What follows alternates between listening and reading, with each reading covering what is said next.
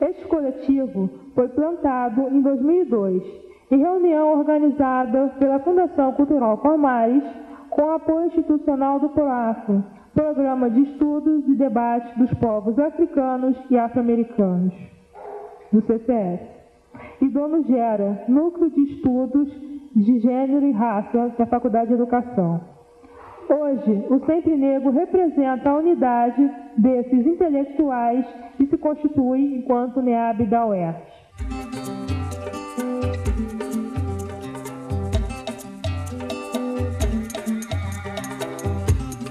Boa tarde a todos e a todas. É uma honra muito grande estar aqui de mais um evento promovido pelo grupo. Eu queria já deixar o apoio do Conselho Estadual de Cultura.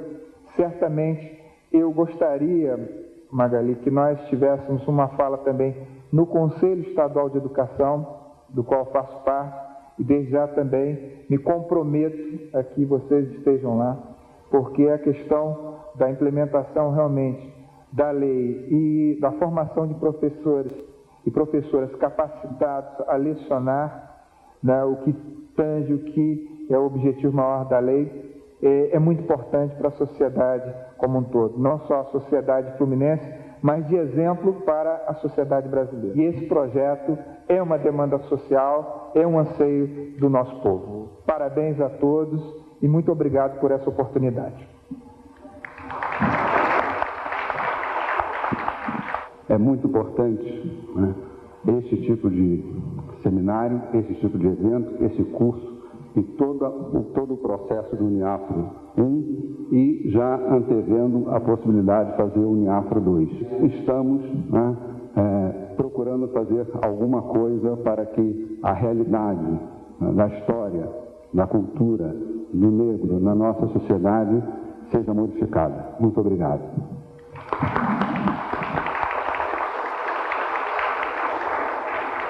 Registramos a nossa alegria com a realização desse evento, por demonstrar o interesse e a dedicação de diferentes setores de nossa universidade em questões relevantes para a sociedade brasileira.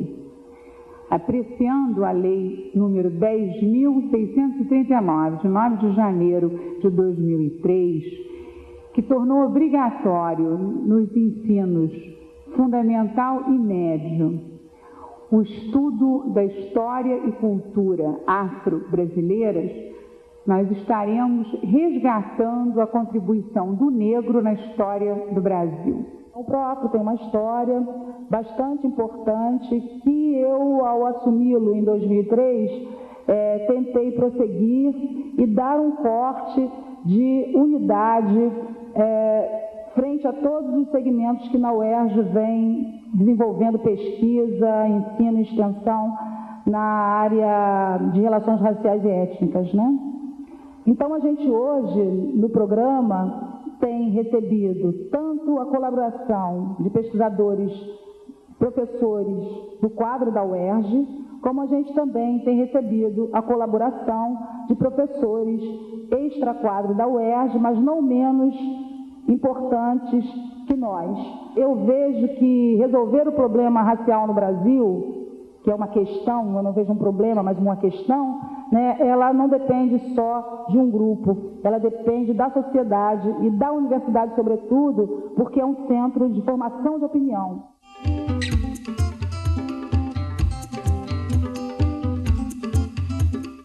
Este programa foi uma proposta apresentada ao Sempre Negro a um concurso promovido pelo MEC.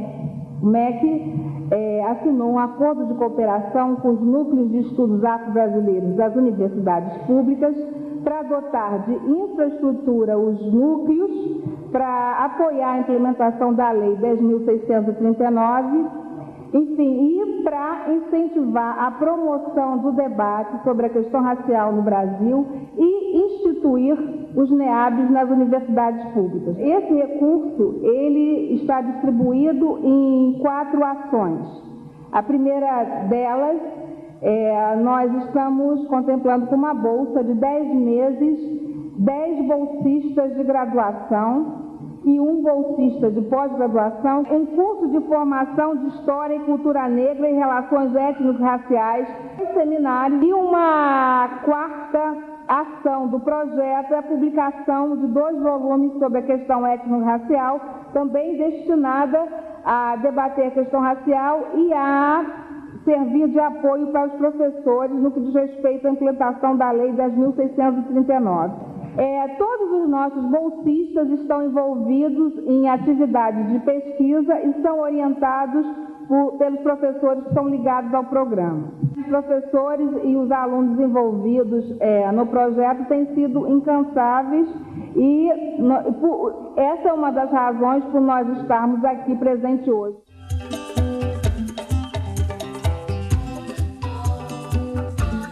Trouxe um resumo da minha tese de doutorado. A tese trata sobre a introdução da lei de cotas na UERJ.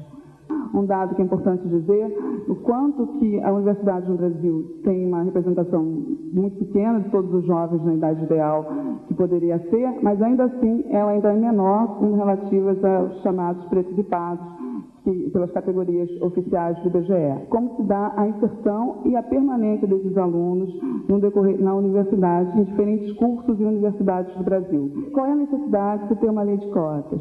Na verdade, a lei de cotas é uma das vertentes das práticas de ações afirmativas. Combater esse efeito da escravidão, reconhecer que a escravidão, de fato, é um crime de lesa humanidade, é um primeiro ponto dessas leis de ações afirmativas. Então, a reparação seria o primeiro item. As leis antirracismo, né, que sem dúvida, ainda no seu início, foram muito questionadas, criticadas, e até mesmo sobre o próprio efeito da lei, né, quem é penalizado, quem não é penalizado, mas, sem dúvida, essas leis possibilitaram não só a reflexão, como eu já chamei a atenção, mas, sobretudo, que se reconhecesse que há de se fazer medidas e há de se fazer leis específicas para a população negra. Então, as leis de ação afirmativa, as práticas de ação afirmativa, não necessariamente leis, né? Elas começam mais especificamente direcionadas à população negra na década de 1960, nos Estados Unidos. E lá, no caso específico dos Estados Unidos, o debate era muito em função dos direitos civis.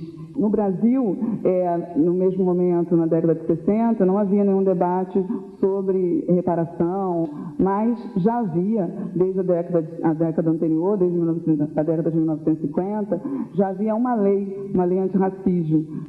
Afonso Arinos colocou a prática do racismo como uma contravenção penal. E essa seria, então, a primeira medida de tentar se coibir práticas racistas.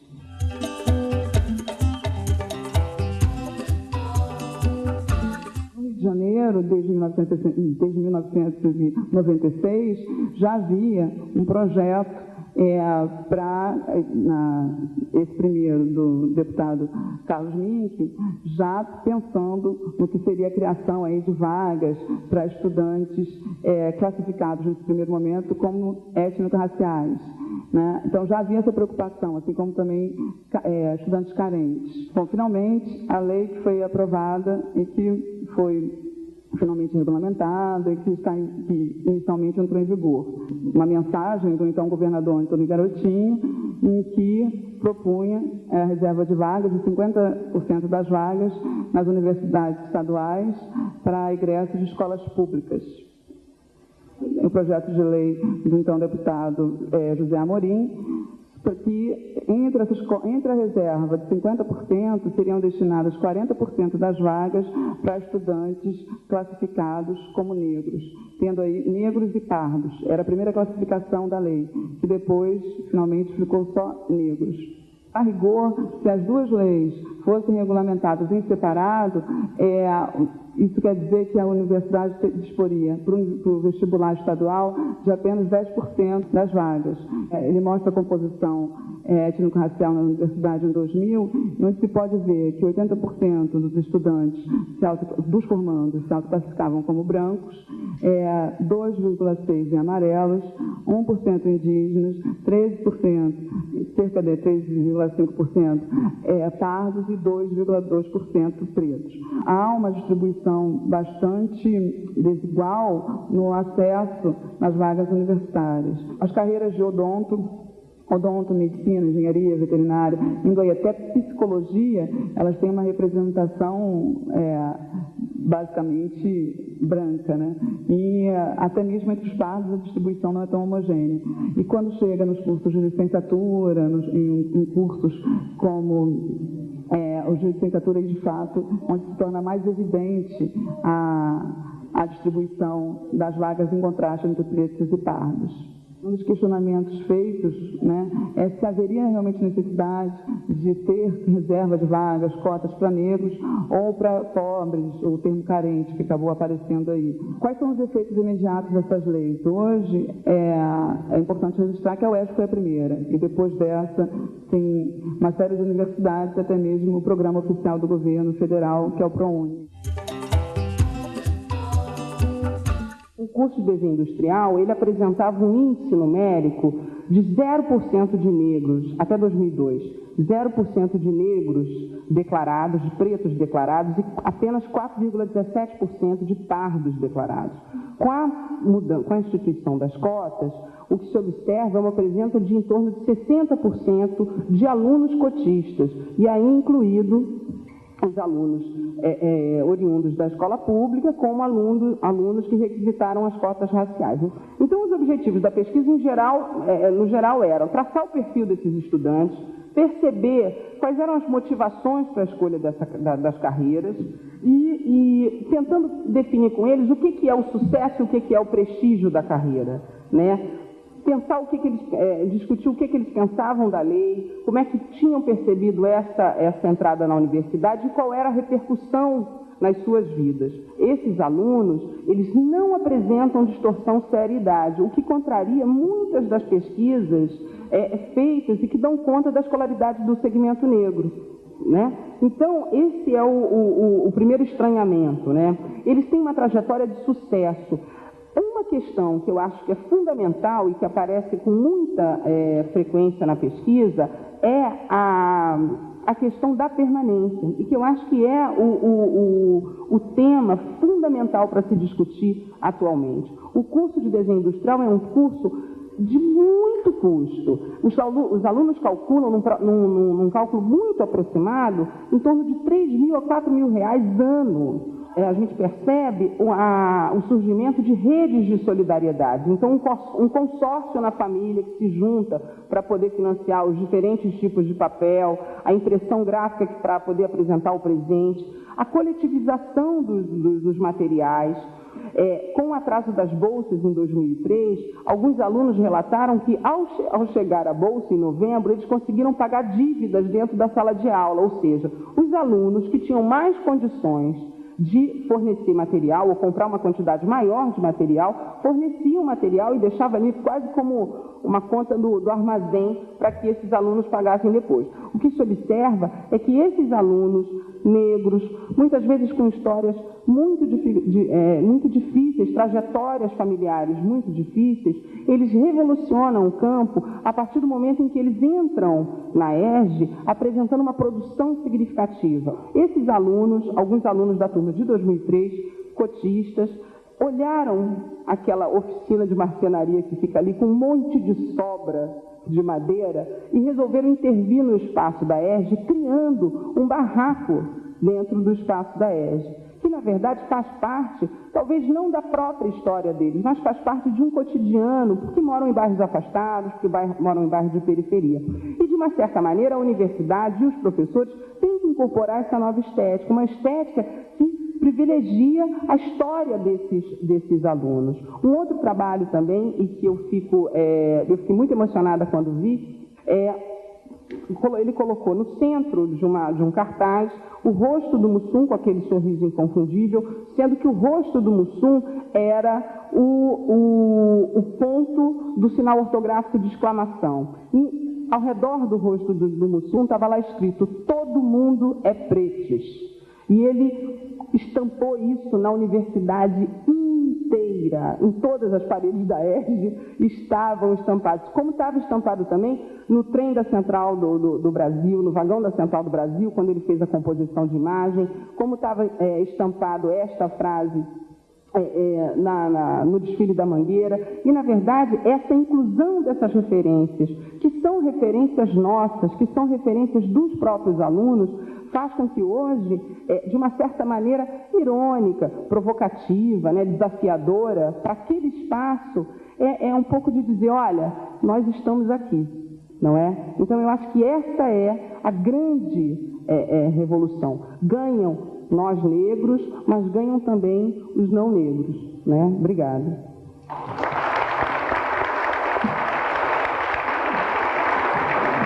Eu acho que nunca é demais ressaltar a importância não só daquilo que se concretiza, né, pelas ações do Sempre Negro, mas a importância da própria existência desse coletivo de professores negros dentro da universidade, sobretudo no cenário atual. Quando se trata de alguns pontos muito específicos do debate sobre ações afirmativas hoje, se pensa a universidade como sendo aquilo que, na verdade, não é a globalidade da universidade. A ideia de que a universidade é o lugar da excelência, das classes mais altas, etc., com altos padrões, com altos índices de produtividade, isso não é universal dentro da universidade. A elitização extrema da universidade, ela é mais extrema em alguns setores, e que condicionam que, por exemplo, em alguns cursos, as notas de corte do vestibular entre cotistas e não cotistas não tem diferença nenhuma. E os impactos em termos de perfil social são mínimos. Sempre se fala como se as cotas fossem transformar a universidade, e isso é realidade apenas para alguns setores dentro da universidade e não para a universidade como um todo. Seria interessante um contraponto de quais são os comportamentos em termos de opiniões desses estudantes das duas pesquisas, tanto de uma quanto de outra. Eu acho que isso é uma linha de continuidade analítica, de complementaridade analítica dos dois trabalhos. Eu queria saber se tem algum estudo em relação ao impacto que, na verdade, a gente, dentro dessa sociedade, a gente representa o quê? Classe média, classe alta, a nossa população negra, para ter esse corte de renda que justificasse, né? Porque, para mim, eu acho que seria mais um incentivo à questão da permanência. É só isso aí. Obrigado. Valeu, Maria. A gente vê a questão da permanência. Porque você vê para a nossa reitoria, a gente só é pobre um ano. Entendeu? Isso é complicado. Como que eu sou pobre um ano e o resto da minha graduação eu não sou mais pobre? Eu tenho que me virar. A bolsa já não é uma quantia razoável. E ainda o período que a gente tem ela é muito pouco. Até que ponto que essas novas políticas públicas que pretendem a inserção dos negros e da população carente dentro das universidades, até que ponto elas divergem e convergem entre si? E quais seriam, ou qual seria a interferência do ProUni nos movimentos populares? Se isso poderia estar fortalecendo ou não? Como é que a gente pode criar um corpo teórico, metodológico, que dê conta de avaliar realmente o que aconteceu nos 5 anos de lei de cotas na UERJ e na UENF? Eles colocaram turnos, turno da manhã, separaram as turmas de cotista e não cotista na UESA, nova Universidade Estadual da Zona Oeste.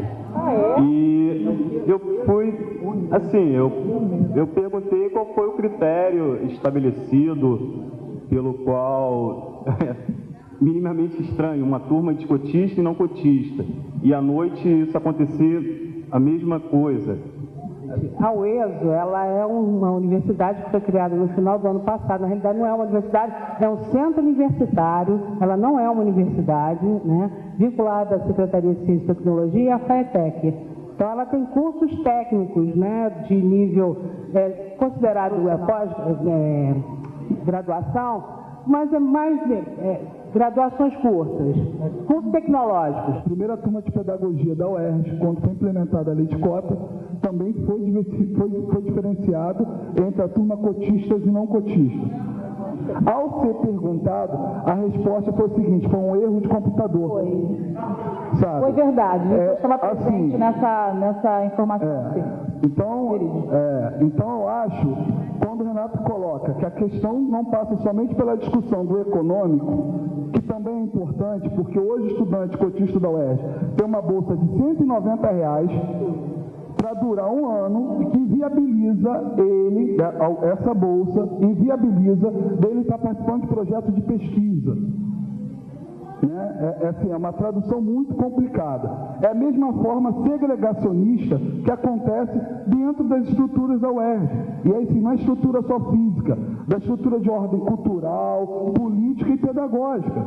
A gente tem professor que chega dentro de um corredor a ponto de comentar, quando se vê aluno negro reunido, conversando, que mais de 2 é formação de quadrilha. A gente não quer somente um diploma de graduação. A gente quer estar puxando e buscando ser sujeito dessa pesquisa. E dizer assim, olha, universidade, legal, já que aqui é o centro de formulação de saber, a gente não quer o doutor em negro. A gente quer um doutor negro. Na verdade, a escravidão, ela foi um processo de luta de classes, onde você teve a opressão dos brancos, que na época eram os opressores, dos negros, que foram oprimidos pelos brancos. Boa parte de quem entra pelas cotas, na verdade, ele não quer mudar a sociedade, ele não quer questionar, botar essas questões. Ele quer chegar a ser mais um cara que vai ter um bom emprego e que vai oprimir aqueles que foram colegas dele. Vou usar... Não, vamos respeitar as manifestações, gente. Eu só queria acrescentar ao debate, assim, um pouco da realidade da Universidade Federal do Rio de Janeiro. Há vários tipos de divisões dentro da UFRJ. Assim. Primeiro, a divisão que há clara, assim, racial, nos centros. O CCS, que é o Centro de Ciência da Saúde, é o centro que abriga mais brancos, assim. Lá, 90%, assim, é branco. Os cursos de História, Filosofia, Ciências Sociais, ele é o curso que tem mais pardos e negros, né? Então, e lá a galera no centro, né, almoça assim, baratinho, muito perto. Então, essa divisão é muito clara nesses dois centros. O CCS com muito branco, o IFIX com muita gente negra e parda. Outra divisão interessante é a posicional, assim, de que no fundão, né, o fundão é posicionado do lado de várias favelas, mas não tem, historicamente, representantes dessas comunidades dentro dos cursos. Uma questão assim, é que a Universidade Federal hoje, do Rio de Janeiro, a UFRJ, não pensa a questão do acesso como se pensa na UERJ, mas pensa a questão da permanência, aí desculpa puxar um pouco tardio para a minha universidade, mas muito mais avançado, porque existe na universidade hoje, na UFRJ, 3 programas de permanência, que é a Bolsa Apoio, a pessoa recebe R$300 e faz um estágiozinho, a Bolsa Auxílio, que recebe R$300 e não faz nenhum estágio, e o alojamento. Eu olhei ali 2% de alunos negros no curso de Direito, mesmo tendo cotas. Então, assim, não é que não entre negros, é que a maioria dos que estão entrando, sabe, são alunos brancos, que não têm ética, que não têm caráter e que vão lá preencher que são negros. O que vocês sugerem para evitar esse tipo de fraude? Porque mesmo na UNB, que tem o sistema de posse, os caras estão fraudando. Será que, de fato, esses estudantes que estão entrando, eles estão forjando, estão fraudando? Ou, de fato, é difícil mesmo que o estudante negro ou preto, aquele que não está na universidade, se autoclassifique nessa posição para entrar na universidade? Será que realmente quem está autoclassificando não são aqueles que passariam por pardos, né, em outro momento, e hoje eles estão se autoclassificando como pretos ou negros? Eu não sei. Eu acho só que é muito perigoso a gente... a partir de análise tão veemente, sem o dado, ainda mais quem vai ser cientista social. Porque se há fraude, se nós estamos partindo da autoclassificação, nós temos que apostar, ou pelo menos, de alguma forma,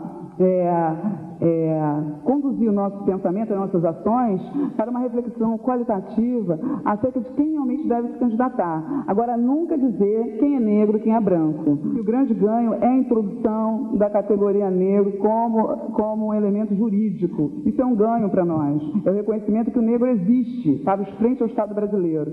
Então, abrir mão disso, né, questionando a autoclassificação seria perigoso, pelo menos na minha perspectiva.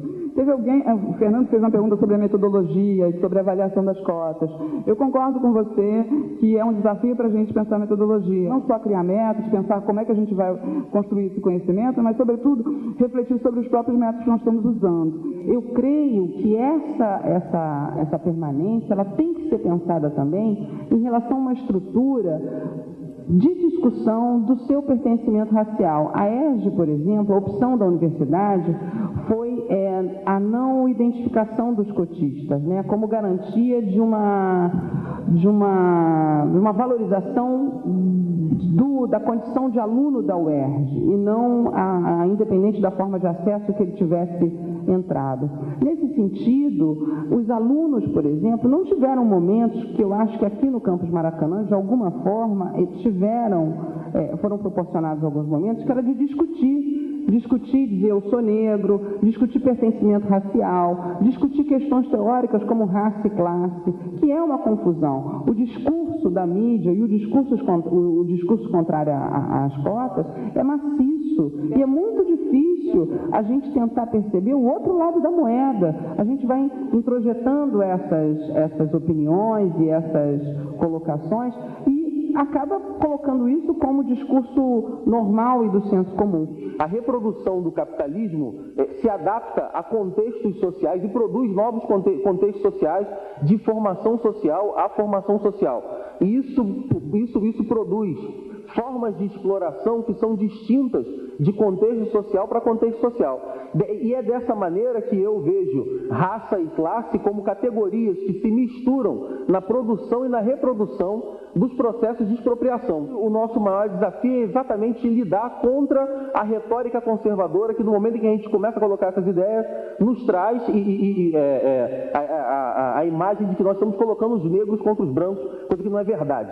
A gente tem que convergir para a união. Porque no momento que você separa a turma de cotistas e de não cotistas, de um outro lado você coloca para o aluno cotista a possibilidade de ele sofrer estigmas dentro da universidade, mas de outro lado ele passa a saber, coisa que aqui a gente não sabe quem é cotista e quem não é cotista, mesmo o negro que entra, apesar de sofrer um estigma por ser negro, ele pode ter entrado por fora das cotas, se ele tiver um corte de renda acima, não se enquadra nos critérios, e eu relativizo. O que é melhor? Esse aluno compartilhar esse estigma, mas ao mesmo tempo ter a possibilidade e a necessidade de politização da sua forma de ingresso, que dá origem a novas dinâmicas de produção político-acadêmica dos alunos. Acho que os coletivos de estudantes negros que tem aqui na UERJ, o Nenegri e o Luiz Gama, são a prova disso, da positividade dessa estigmatização que essa estigmatização produz. As contribuições da plateia trouxeram pontos novos para o debate, pontos que estão à frente do debate que está sendo travado, sobretudo na cena política pública. Obrigado.